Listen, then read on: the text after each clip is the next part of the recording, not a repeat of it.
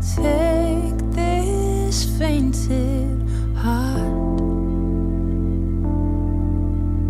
take these tainted hands, wash me in your love, come like grace again. Even when my strength is lost, I'll praise you. Even when I have no song, I'll praise you. Even when it's hard to find the words louder than I'll sing your praise. I will only sing your praise. Mari kita sembah Tuhan. Saya percaya hadirat Tuhan bekerja. 2-3 orang berkumpul dalam namanya, Tuhan hadir. Saya percaya kesetiaan kasih-Nya nyata di tengah-tengah kita. Mari sembah Dia. Semusim berlalu, semusim berlalu, namun Kau selalu peliharaku. Kasih dan setiamu tak pernah layu di hidupku. Lebih luas dari samudra, kebaikan-Mu Bapa takkan habis di hidupku. Lebih tinggi dari cakrawala, tak terbatas kasih-Mu. Sungguh ku bersyukur.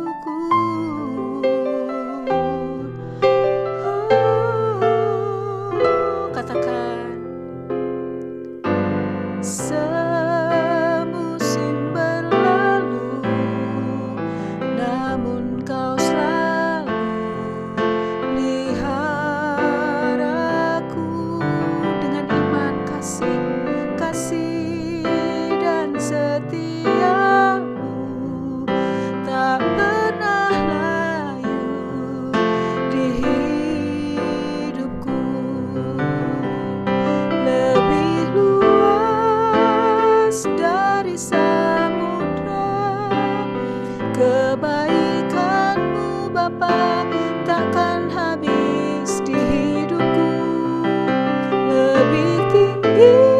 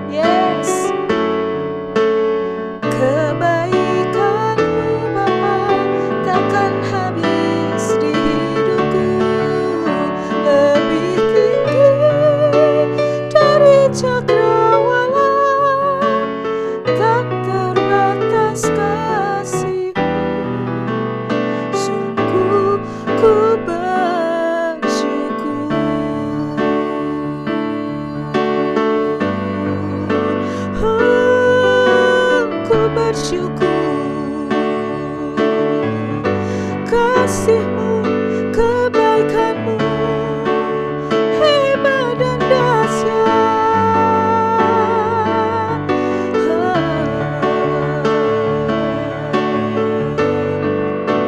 Bapa di surga, kami percaya, kami mau mendengar firman-Mu, firman yang menghidupkan, firman menyembuhkan. Kami mau bersekutu dengan tubuh dan darah Yesus. Dan kami percaya saat firman-Mu disampaikan, mujizat terjadi. Di dalam nama Tuhan Yesus Kristus kami berdoa. Amin. Ya, Shalom saudara, selamat pagi. Kita ketemu lagi di program ibadah online kita saudara. Dan saya percaya Tuhan tidak bisa dibatasi oleh waktu, tempat, dan situasi sekalipun. Alkitab berkata kasih setia Tuhan kekal untuk selama-lamanya. Saya percaya kita ada sebagaimana kita ada saat ini, itu karena kasih karunia Tuhan. Saudara yang dikasih Tuhan, tanpa dirasa kita masuk awal bulan. Ya, biasanya kita senang awal bulan, kita berkumpul bersama. Tapi saya percaya kita tetap berkumpul bersama di dalam roh, di dalam kesatuan iman. Dan bulan ini kita akan membahas tentang seri bertumbuh dan berbuah. Di minggu pertama ini kita akan membahas tentang sikap. Apa itu sikap saudara? Sikap adalah cara kita berpikir dan merasa. Perilaku dan kebiasaan kita, tindakan kita, dan juga cara kita merespon sebuah situasi. Itu bicara sikap kita saudara.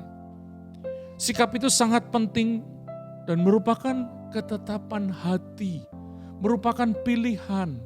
Kita tidak bisa menyalahkan orang lain atau mengandalkan orang lain untuk mempengaruhi sikap kita, entahkah jadi buruk atau sebaliknya jadi baik. Karena sikap itu ada di dalam hidup kita, saudara yang dikasihi Tuhan. Ya. Banyak yang sepakat bahwa sikap itu menentukan ketinggian hidup seseorang. Saudara, yang akan mengangkat hidup kita itu sikap kita, saudara. Banyak orang mengandalkan orang lain dan berharap ada orang mengangkat hidupnya. Tapi seringkali dia mengabaikan sikap. Saudara, sikap adalah segala-galanya. Dan saya mau katakan, banyak orang Kristen lahir baru. Waktu dia terima Yesus, percaya Yesus, maka rohnya baru sama sekali. Dia menjadi ciptaan baru, yang lama sudah berlalu, yang baru sesungguhnya sudah datang. Tetapi sikap itu tidak otomatis jadi baru, saudara. Itu adalah sebuah proses yang akan berlangsung di sepanjang hidup kita. Saya ingat satu kali ada satu ayat yang berkata bahwa kita, manusia baru kita itu terus-menerus diperbaharui sampai kita mengenal Tuhan dengan sempurna. Terus-menerus, katakan terus-menerus. Saudara yang dikasihi Tuhan, memang dimulai dari pertobatan. Dari hidup yang berbalik kepada Tuhan, maka kita menerima benih ilahi dan melalui benih ilahi itu kita bertumbuh dalam iman, bertumbuh dalam karakter Kristus dan akhirnya berbuah-buah bagi kemuliaannya. Tapi ini sebuah proses saudara, dan itu menjadi tanggung jawab diri pribadi lepas pribadi saudara. Oleh karena itu mari buka hati pada pagi ini saudara, supaya kita mengalami pembaharuan budi, pembaharuan sikap setiap waktu melalui benih ilahi yang sudah ditaruh oleh Tuhan di dalam hidup kita. Tadi saya katakan bahwa Alkitab berkata kita perlu mengenakan manusia baru yang terus-menerus diperbaharui. Katakan terus-menerus diperbaharui. Jangan takut gagal, karena orang yang berhasil bukan tidak pernah gagal. Mereka adalah orang yang tidak putus asa, orang yang tidak menyerah, dan mereka kembali bangkit. Mungkin kita gagal kemarin sikap kita, mungkin kita pernah salah bersikap. Murid-murid Yesus, saudara akan melihat bahwa mereka punya sikap yang buruk. Ada yang temperamental, ada yang meledak-ledak. Tapi mereka menyerahkan hati kepada Tuhan, dan yang terjadi mereka bertumbuh di dalam sikap. Musa, saudara, dari orang yang begitu keras, orang yang begitu pintar, jenius, semua dikerjakannya sendiri. Tapi ketika Tuhan memproses hidupnya, dia diubah Tuhan menjadi orang yang paling lembut di dunia, yang ngakui surga. Saya percaya kisah ini ditulis supaya kita mengalami perubahan dan menerima kekuatan baru di saat kita gagal, kita bisa bangkit lagi, saudara. Nah, ada hal yang selama ini saya pikirkan, saudara. Banyak orang Kristen itu seperti bayi, saudara. Pertumbuhannya, perubahannya masih bergantung dari luar. Bayi, saudara, dia tidak bisa cari makan sendiri. Dia harus disuapi terus menerus supaya dia bisa bertumbuh. Nah, sayangnya banyak orang hanya bongsor badannya, tapi imannya bayi, saudara. Masih terus disuapi. Pertanyaan saya nih di masa pandemi seperti hari ini, apakah saudara masih seperti bayi? Salah satu buktinya adalah saudara, tanpa engkau disuruh, tanpa perasaan karena tidak enak kepada orang lain, gembala, engkau akan ibadah di tengah kondisi mungkin campur aduk perasaanmu, nyanyi sendiri, tepuk tangan sendiri, dan mungkin kolekta sendiri, saudara. Saya mendengar ada orang-orang yang suaminya ngomong, jangan lupa kasih persembahan. Kamu kumpulin setiap minggu, nanti akhir bulan baru boleh disetor atau ditransfer. Saudara, itu bukan bayi. Kalau bayi, semuanya harus dikasih tahu. Saya percaya kita sedang bertumbuh ke arah kedewasaan iman, saudara. Amin, saudara. Saudara, kita perlu kemandirian agar kita mengalami pertumbuhan yang konsisten. Mandiri, saudara. Bukan mandiri sendiri, tapi engkau bertumbuh di dalam Kristus berasal dari dalam. Bukan karena dari luar, karena rasa takut, atau karena kita takut nanti tidak dapat berkat, atau nanti takut nanti bisa kena kutuk. Banyak orang Kristen masih seperti bayi. Perubahannya itu masih berdasar dari luar, bukan dari dalam. Termasuk juga dalam perubahan sikapnya. Nah, saudara, mandiri tadi tidak sama dengan independen. Saudara, banyak orang independen secara rohani. Mereka sulit dibimbing, sulit digembalakan, dan mereka berpikir begini, atau berkata bahkan, semua gereja sama toh. Semua gereja sama. Tapi mereka lupa bahwa untuk bertumbuh, engkau perlu berkomitmen di sebuah tempat. Sama seperti anak saudara atau adik kita dulu, dia nggak bisa makan hari ini di rumah, besok di tetangga sebelah, besoknya lagi di rumahnya orang lain lagi, besoknya lagi main. Saudara bisa mencret, saudara. Anak kecil, dia hanya bisa makan sehat di rumahnya sendiri. Karena yang paling tahu menunya adalah keluarganya. Apa yang perlu, apa yang harus dikerjakan. Demikian pula dalam pertumbuhan iman. Kita perlu mandiri, tapi jangan memiliki independent spirit. Tidak mudah dibimbing, jadi petualang rohani. Minggu ini ibadah di sini, minggu depan di sana. Minggu ini online di sini, minggu depan online-nya di sana. Saudara, orang seperti ini pasti tidak akan bertumbuh. Ya. Saudara, kita perlu dibentuk, dibimbing di sebuah kelompok kecil rohani atau kelompok besar sebuah gereja. Itu sebabnya di gereja kita ada cell group, ada ibadah raya. Kenapa? Supaya kita bisa bertumbuh, kita bisa dibimbing, kita bisa diayomi secara rohani. Salah satu tangan Allah yang kuat di dalam Alkitab, saudara. Satu kali Tuhan berkata begini, karena itu rendahkanlah dirimu di bawah tangan Allah yang kuat, supaya engkau ditinggikan pada waktunya. Apa tangan Allah yang kuat itu? Yaitu pemimpin rohani saudara. Orang yang mungkin mencerewetin saudara, sering di WhatsApp, di SMS, di telepon. Hari ini banyak orang merasa terganggu. Kenapa? Karena mereka tidak mau diintervensi hidupnya oleh tangan Tuhan yang kuat. Tapi saya percaya jemaat Arauna adalah orang yang mau dibentuk oleh tangan Tuhan yang kuat supaya kita bisa bertumbuh. Ya. Saudara, tadi kita bicara tentang sikap. Sikap itu perlu dibangun dan ditumbuhkan. Itu tidak otomatis. Kalau saudara lahir baru, rohmu baru instan sama sekali. Saudara terima roh yang baru karena itu dari surga. Tapi untuk bertumbuh dalam sikap, maka saudara dan saya perlu mengambil bagian, yaitu bertanggung jawab untuk perubahan diri, memiliki sikap yang lebih baik, saudara. Tuhan tidak menuntut kesempurnaan, tetapi Tuhan menghargai orang yang mau berubah. Katakan orang yang mau berubah. Saya percaya Tuhan sedang melihat hatimu yang sedang mau diubah olehnya. Perubahan sikap terjadi seiring dengan pertumbuhan iman. Ya saudara, tanpa sikap, iman itu akan mati. Benar saudara, sekalipun aku punya karunia, tapi kalau tidak punya kasih, kasih itu sikap. Kalau saudara membaca daftar kasih, maka saudara akan menemukan kasih itu merupakan sikap. Dia tidak memegahkan diri, dia tidak sombong, dia tidak merugikan orang lain. Kasih itu lemah lembut, kasih itu sabar, menanggung penderitaan dengan sabar, itu kasih. Makanya kasih itu merupakan bagian dari sikap yang harus kita miliki. Saudara yang dikasih Tuhan, mari kita buka ayat yang mungkin saudara dan saya sudah hafal. Ini ayat yang paling saya hafal di beberapa puluh tahun terakhir ini. Ayat ini terambil dari Mazmur pasal 1 ayat 1 sampai ayat yang ketiga. Mazmur adalah kitab yang ditulis oleh Daud. Khususnya pasal 1 sampai pasal sekian, pasal 50 atau 60. Ditulis oleh Daud.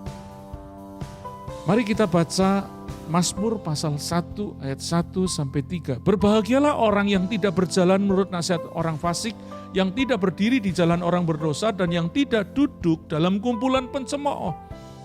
Tetapi yang kesukaannya ialah Taurat Tuhan, dan yang merenungkan Taurat itu siang dan malam. Ia seperti pohon yang ditanam di tepi aliran air, yang menghasilkan buahnya pada musimnya dan yang tidak layu daunnya. Apa saja yang diperbuatnya berhasil. Saudara, Mazmur yang ditulis oleh Daud ini dibuka dengan kata berbahagialah. Pasal 1 ayat 1 berarti betul-betul pembukaan. Saudara, Daud menulis di pembukaannya. Apa itu bahagia? Keadaan atau perasaan senang dan tentram. Bebas dari segala yang menyusahkan. Apa itu bahagia? Bahagia artinya beruntung. Kalau saudara membaca di Alkitab, kata berbahagia seringkali dipakai kata diberkatilah. Saudara, Daud menulis rahasia hidup berbahagia, hidup diberkati. Dan yang dia tulis sungguh mengejutkan. Kenapa? Daud itu seorang raja yang sukses, yang kaya. Tapi dia tidak memasukkan kekayaan dan kesuksesan itu sebagai bagian dari kebahagiaannya. Saudara. Kenapa? Karena dia tahu bahwa kebahagiaan sejati bukan didapat dari materi, tapi dari Tuhan yang memberi kehidupan kepadanya. Faktanya banyak orang sukses, kaya, berhasil yang kita rindukan, kita semua kepengin. Tapi mereka tidak lebih bahagia dari orang yang seperti jauh lebih miskin, jauh lebih tidak berpendidikan. Seringkali orang yang lebih sederhana jauh lebih bahagia daripada orang yang sukses. Artinya kebahagiaan itu tidak dipengaruhi, tidak ditentukan oleh seberapa orang yang bisa capai atau seberapa orang yang bisa dapatkan. Saudara, mari kita tanya kepada diri, apakah saya lebih bahagia setelah saya lebih sukses? Itu yang jadi perenungan saya, saudara. Dulu saya masih sangat sederhana di awal pernikahan. Ngontrak hanya bisa setahun sekali. Tapi hati bahagia, hati sukacita. Kenapa? Karena saya mengandalkan Tuhan. Hari ini saya tidak ngontrak rumahnya. Tapi seringkali saya merenungkan, apakah saya lebih bahagia dari dulu? Saudara, kalau kita melihat ayat Mazmur pasal 1 tadi, maka kita akan menemukan bahwa standar kebahagiaan hidup menurut Alkitab bukanlah kesuksesan atau keberuntungan. Melainkan ketika kita memiliki manusia batiniah, saudara. Yaitu iman, karakter, sikap, manusia rohani kita. Kalau kita memiliki ini yang membuat kita berbahagia. Nah saudara, Daud tadi menuliskan tentang kriteria, indikator, dan kunci berbahagia di ayat yang kita baca tadi. Tadi dibuka dengan kata berbahagialah orang yang. Makanya kita akan lihat apa kriteria, indikator, dan kunci hidup berbahagia sekaligus ini. Yang pertama tadi Daud berkata, berbahagialah orang yang tidak berjalan menurut nasihat orang fasik, yang tidak berdiri di jalan orang berdosa, dan yang tidak duduk dalam kumpulan pencemooh. Kriteria yang pertama ditulis, berbahagialah orang yang tidak berjalan menurut nasihat orang fasik. tidak berdiri di jalan orang berdosa, dan tidak duduk dalam kumpulan pencemooh. Dengan kata lain, saya mau katakan begini, waktu kita masih bersahabat, bermitra, membangun hubungan yang sangat erat dan itu mempengaruhi satu dengan yang lain, dengan 3 tipe tadi, maka sebenarnya kita tidak berbahagia. Jadi kriteria, indikator dan kunci hidup berbahagia yang pertama adalah teman siapa yang kau miliki. Itu akan menentukan kebahagiaan, keberkatan dan keberuntunganmu tadi. Tadi ada 3 tipe yang akan menghancurkan dan merusak kebahagiaan hidup. Yang pertama orang fasik. Apa itu orang fasik? Orang fasik itu artinya orang yang tidak peduli terhadap perintah Tuhan. Ya, jahat kelakuannya, besar dosanya. Itu orang fasik, sengaja, nekat, tahu, nyuri nggak boleh, nyuri aja, itu orang fasik. Lalu ada kriteria orang berdosa atau pendosa, itu juga mirip dengan orang fasik. Di perjanjian baru pemungut cukai dan para pelacur dipandang sebagai pendosa besar. Makanya waktu Yesus makan dengan mereka, orang-orang langsung menghakimi, gurumu makan dengan orang berdosa loh. Saudara, Yesus bukan bergaul dengan orang berdosa untuk bermitra, tapi untuk menjangkau mereka. Kalau engkau bergaul dengan 3 tipe ini hanya untuk membangun kemitraan, maka perlu dipikir ulang apakah engkau masih mau berteman dengan 3 tipe orang ini, kecuali engkau hendak menjangkau orang itu. Artinya engkau tidak dipengaruhi, situasi hatimu tidak dipengaruhi oleh orang itu, tapi engkau yang menggarami, engkau yang memberkati orang itu sehingga orang itu tertarik untuk berubah seperti hidup saudara. Tadi ada tipe pencemooh. Waktu saya menggali lebih dalam, pencemooh itu orang yang suka mengolok, juga membual, suka omong besar dan sombong. Hati-hati saudara, kalau engkau terus berteman baik dengan tipe pencemooh, suka ngolok, suka ngomong besar, maka engkau sedang menghancurkan kebahagiaanmu. Yang kedua, tadi di ayat yang kedua dikatakan, tetapi yang kesukaannya ialah Taurat Tuhan dan yang merenungkan Taurat itu siang dan malam. Saudara, apa yang membuat kita senang? Apa yang jadi kesukaan kita? Yang membuat kau merasa terhibur, kau merasa begitu bergairah, begitu bersemangat, saudara. Apa yang membuat yang mempengaruhi kesenanganmu saat ini? Tidak salah engkau senang dengan hobimu. Tidak salah engkau senang dengan semua hal. Saudara, saya suka hobi sound system. Sound system besar, band. Setiap hari Sabtu saya ke gereja. Hari ini gak berguna semuanya. Saya menyadari hobiku tidak membangkitkan kesenangan sejati. Kebahagiaan sejati terjadi waktu kesukaan saya adalah merenungkan Taurat Tuhan siang dan malam. Artinya apa? Sepanjang hari, maka yang menjadi kesukaanmu adalah firman Tuhan. Satu kali ada satu ibu di gereja kita berkata, dan itu menyentuh sekali, saya tidak bisa lupa. Kira-kira mungkin 12 tahun lalu, di awal-awal gereja kita, saya ya paling sedih, paling stres kalau Tuhan gak bicara. Wow, itu nyes banget di hati saya. Benar, kalau baca Alkitab gak dapat rema, tidak ada ayat yang menguatkan, Tuhan tidak ngomong apa-apa. Saudara, itu sungguh-sungguh membuat saya bisa tertekan. Tapi satu patah kata dari Tuhan ketika menemukan kebenaran Allah dan itu menyegarkan. 2 minggu lalu saya ngomong sama Tuhan sambil terduduk di ruang tamu. Tuhan, mengapa harus kami? Mengapa kami? Tiba-tiba ada satu ayat teringat. Yesus di Taman Getsemani bergumul dengan Bapaknya. Kalau boleh cawan ini lalu daripadaku, tapi bukan kehendakku, kehendakmu yang jadi. Tiba-tiba yang menguatkan saya, oke Tuhan, kalau kau mengizinkan dan saya harus menjalani ini demi kehendakmu digenapi. Yes Tuhan, saudara, pergumulan yang begitu berat diganti dengan kekuatan baru.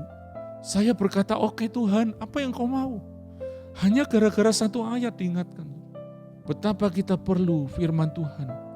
Saudara, masa pandemi ini adalah waktu terbaik untuk kita mereset ulang. Kenapa saya katakan yang hobi liburan gak bisa liburan. Yang punya banyak uang gak bisa dipakai. Yang mau nikah bingung. Gak ada yang kondangan, saudara. Takut ketularan. Semua bingung. Kita perlu meriset ulang hidup kita. Dan menetapkan apa yang seharusnya menjadi kesukaan kita. Saudara, di waktu pandemi ini Mungkin saudara lebih banyak waktu. Tidak, saya kadang-kadang baca Alkitab kelewat. Tapi saya bertekad, yang ada di Bread, renungan itu bacaan setahun akan selesai di Desember nanti. Siapa lebih cepat duluan pasti harus selesai tahun ini. Dan saya kerjakan. Hari ini saya bisa baca 5-8 pasal setiap hari. Kadang-kadang lupa. Waktu lupa tebus lagi supaya tidak ketinggalan. Kenapa? Saya lagi membangun. Nah saudara, kita akan masuk di dalam bagian ini akan mempengaruhi sikap kita. Kata merenungkan. Saudara, merenungkan itu ada beberapa arti. Dalam bahasa Ibrani dipakai kata yang artinya mengerang, menggeram, bergumam, bermeditasi, menyusun, menandai, plot, dan berbicara. Saya akan sebut 3 saja. Saudara. Yang pertama meditasi. Saudara, meditasinya memusatkan pikiran dan perasaan untuk mencapai sesuatu. Nah, meditasi Kristen, meditasi anak Tuhan itu bukan mengosongkan pikiran. Tapi justru mengisi pikiran dengan firman, sampai firman itu mempengaruhi hidup kita, pikiran kita, perasaan kita. Karena kita pikirkan dalam-dalam, itu namanya merenungkan, bukan melamun. Melamun itu cuma asik, tapi merenungkan, mikirin dalam-dalam. Saudara, kadang-kadang saya mencoba mikirkan satu kata bisa 1 jam, saudara. Akhirnya terakhir saya belajar, baca dulu sampai selesai. Baca 1 pasal bisa nggak selesai 1 jam. Karena gara-gara mikir, kok ada ayat begini. Nah saudara, kata merenungkan itu juga berarti mengimajinasikan, membayangkan. Waktu kau membaca Alkitab, kau perlu mengimajinasikan. Saudara, Yesus mau kita tinggal di dalam Dia dan firman-Nya tinggal di dalam kita. Nah, ini bukan sekedar saudara mengimani, hafal ayat atau pendidikan teologi yang tinggi. Tetapi yang dimaksud adalah kita dikuasai oleh firman Tuhan.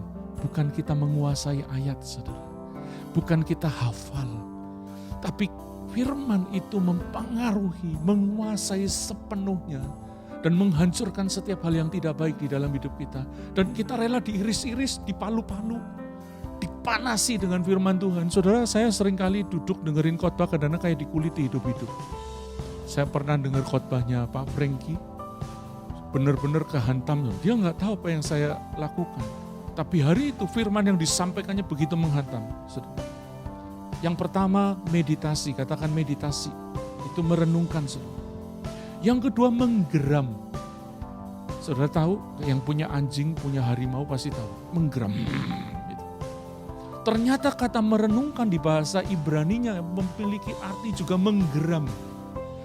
Kata merenungkan tadi dalam bahasa Ibrani hagah, dipakai kata yang sama di dalam Yesaya 31 ayat 4. Sebab beginilah firman Tuhan kepadaku, seperti seekor singa atau singa muda menggeram. Hagah. Itu dikata pakai yang sama dengan merenungkan. Hagah, menggeram. Dikatakan seekor singa atau singa muda menggeram untuk mempertahankan mangsanya dan tidak terkejut mendengar teriakan seluruh pasukan gembala yang dikerahkan melawan dia. Dan tidak mengarah kepada keributan mereka.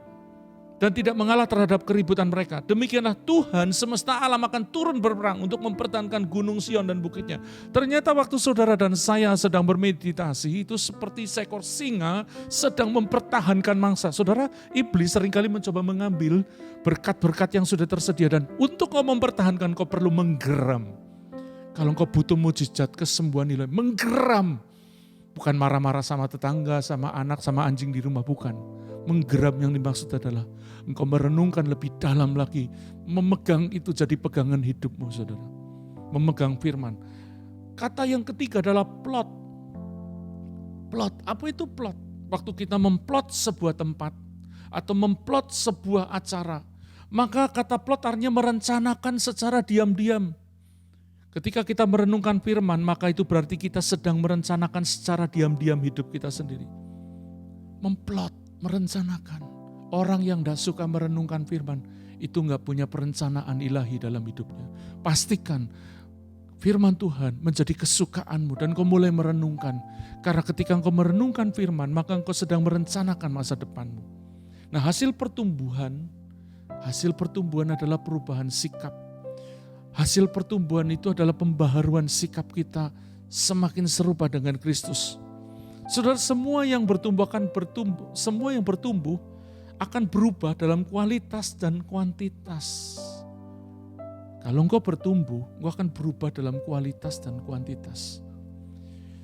Jangan serahkan tanggung jawab pertumbuhan iman itu kepada orang lain, saudara. Jangan serahkan tanggung jawab itu. Engkau yang harus mengambil.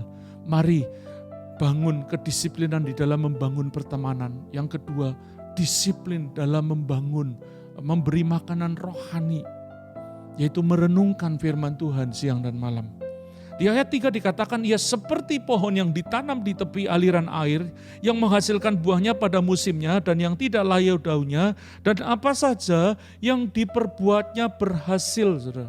Tadi dikatakan bahwa apa saja yang diperbuatnya berhasil. Ia seperti pohon yang ditanam di tepi aliran air. Dari ayat ini hasil pertumbuhan dan perubahan sikap ini ada 4 berkat. Ketika engkau merenungkan firman, engkau meninggalkan semua pergaulan yang menghancurkan iman dan karaktermu. Maka ada 4 berkat. Yang pertama, hidupmu akan seperti ditanam di tepi air.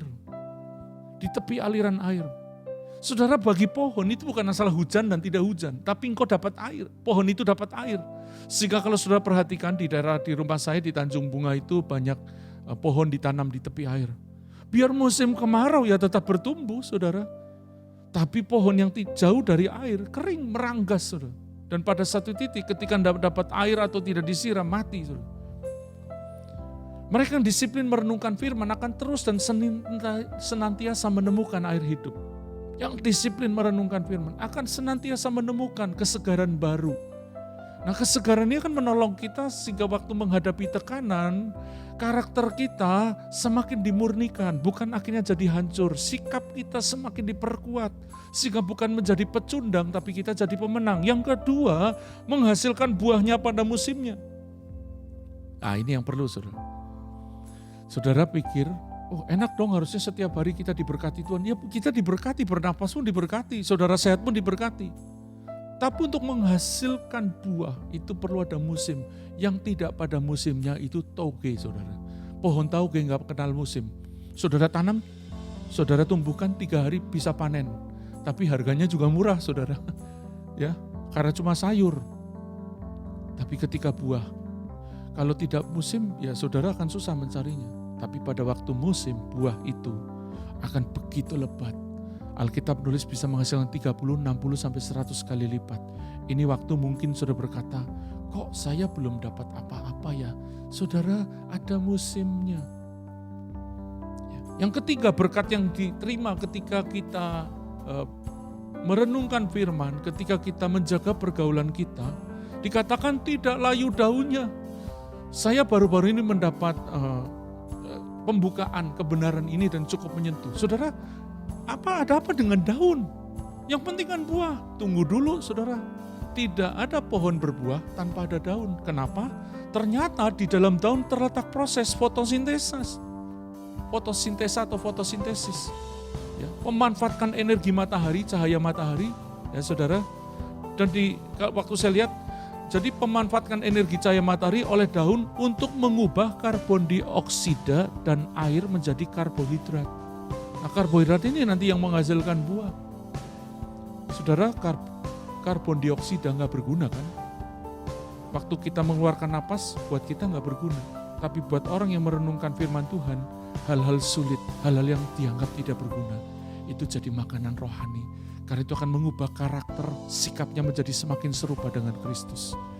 Tekanan, kesulitan, jangan dilewatkan tanpa memberi perubahan yang baik buat hidupmu. Yang keempat, dikatakan apa saja yang diperbuatnya berhasil. Kalau engkau merenungkan firman, engkau menjaga pergaulanmu, karaktermu bertumbuh, sikapmu bertumbuh, dan sikap burukmu berubah, maka apa saja yang diperbuatnya berhasil. Saudara, orang-orang berhasil itu orang yang sikapnya hebat, saudara. Minimal di satu bidang. Saya ketemu orang-orang yang sukses di pekerjaannya. Mereka tidak mudah menyerah, tidak mudah mengutuki diri. Pada waktu dapat kesulitan, mereka bangkit lagi, saudara. Nah, yang orang udah berhasil sikapnya pecundang. Lihat raksasa, wih gede banget nih raksasanya, saya ini belalang. Itu sikap yang buruk. Harusnya waktu kau lihat raksasa di depanmu, Maka seperti Yosua dan Kaleb, aku punya Tuhan yang jauh lebih gede dari raksasa itu. Kita yang akan telan mereka. Ya. Untuk bertumbuh dalam sikap itu diperlukan disiplin diri yang kuat. Artinya bukan dari pihak luar. Banyak orang yang gagal untuk membangun sikap yang benar karena mereka tidak disiplin dalam membangun manusia batinnya. Mari di awal bulan ini, saudara, beri ruang lebih luas lagi dalam hidupmu untuk membangun iman rohani, bertumbuh dalam sikap dan karakter. Karena engkau seperti pohon yang ditanam di tepi aliran air. Konsisten dalam pertumbuhan rohani. Engkau tidak lari, saudara. Saudara, saya tahu tidak semua jemaat kita disiplin dalam ibadah, disiplin dalam memberi persembahan, disiplin dalam memperhatikan orang lain. Tapi bagi engkau yang disiplin, engkau yang konsisten, ada berkat. Engkau akan menghasilkan buahnya pada musim. Engkau tidak layu, ada proses yang berlangsung. Fotosintesa yang akan menghasilkan buah pada musim. Saudara yang dikasihi Tuhan, mari saya akan tutup dengan kalimat bijak ini. Ada pepatah berkata, tunjukkan teman yang Anda punya dan apa yang Anda baca, dan saya akan tunjukkan apa masa depanmu. Amin. Tuhan memberkati. Di akhir ibadah ini, kita akan bersekutu dengan tubuh dan darah Yesus. Mari siapkan hatimu, karena ini bukan sekedar ritual. Ini bicara spiritual, manusia rohmu yang bersekutu dengan tubuh dan darah Yesus. Saya akan berdoa sesudah kita berjamuan kudus, tapi mari siapkan roti dan anggur, atau minuman dan roti, atau apapun yang menunjukkan sebagai pengganti untuk perjamuan kudus pada pagi ini. Yang lalu ada yang pakai crackers, yang lalu ada mungkin di tempatnya yang pakai ubi. Yang penting maknanya. Kalau engkau sudah siap, mari kita berdoa sejenak. Membuka hati untuk Tuhan berkarya. Kami bersyukur pada pagi ini Tuhan, kami mau mengakui tubuh dan darah-Mu melalui perjamuan kudus pagi ini. Kami melakukan ini seturut dengan perintah-Mu untuk mengingat karya-Mu sampai Engkau datang kedua kali. Biar perjamuan kudus ini bukan sekedar ritual dan rutinitas, tapi ini waktu di mana kami mengingat dan beriman kepada korban Kristus.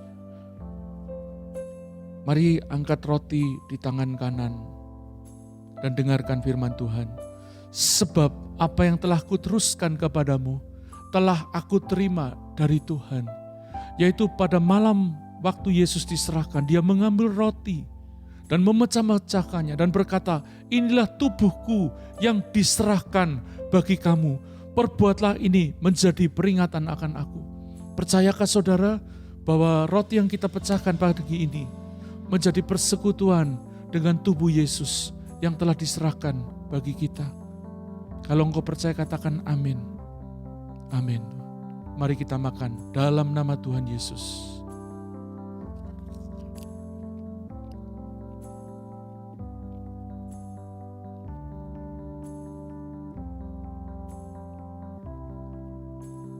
Mari kita siapkan cawan. Kalau sudah, mari kita angkat. Demikian juga sesudah makan, Yesus mengambil cawan dan berkata, cawan ini adalah perjanjian baru yang dimeteraikan dengan darahku. Perbuatlah ini menjadi peringatan akan aku. Sebab setiap kali kamu meminumnya, kamu memberitakan kematianku sampai aku datang kedua kali. Percayakah pagi ini saudara, anggur atau minuman yang kita minum ini menjadi persekutuan dengan darah Yesus yang telah menebus, menguduskan, dan menyucikan hidup kita? Kalau engkau percaya katakan amin. Amin. Mari kita minum dalam nama Yesus.